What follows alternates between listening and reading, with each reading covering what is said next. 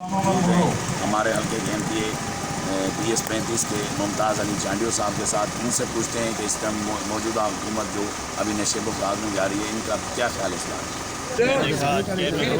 زرداری صاحب کے وین کے مطابق جو پاکستان سرکار کا منصور ہے غریب عوام کی خدمت اس کا یہ ایک اسٹارٹنگ شروعات پہلا فیز تھا جس میں 1 ایکڑ سے 12.5 ایکڑ تک ہر آباد کا 5,000 کے حساب سے معاوضہ ملا ہے.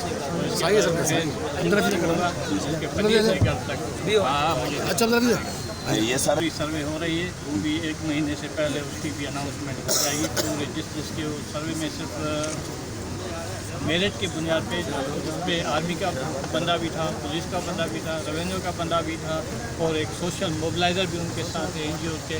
انہوں نے پوری مکمل سروے کی ہے. اب وہ لسٹیں فائنل میں انشاءاللہ تعالیٰ وہ بھی چیئرمین بلال بھٹو زادہ صاحب کا جو گھر والا ہے پلان. سر آخری سوال یہ ہے کہ جو ابھی گورنمنٹ کی پالیسیاں چل رہی ہیں آپ کیا سمجھتے ہیں خیبر پختونخوا اور پنجاب میں الیکشن کتنا ضروری ہے؟ یہ ابھی ضروری نہیں ہے. 2 صوبوں میں ابھی الیکشن ہو اور پھر جنرل الیکشن میں 2 صوبے اور نیشنل اسمبلی, یہ ہم اس کی تو اپوزیشن مخالفت کریں گے. لیکن الیکشن ہو تو اکٹھا ہو ساری ملک میں ایک ہی دن الیکشن ہو. ہمارا ملک اتنا خرچہ افورڈ نہیں کر سکتا, ابھی بھی خرچ کریں. پھر وہاں MNA کے لیے الیکشن ہو تو اتنا خرچہ پہلے ہی ہم غربت کی لکیر سے پیچھے ہو رہے ہیں.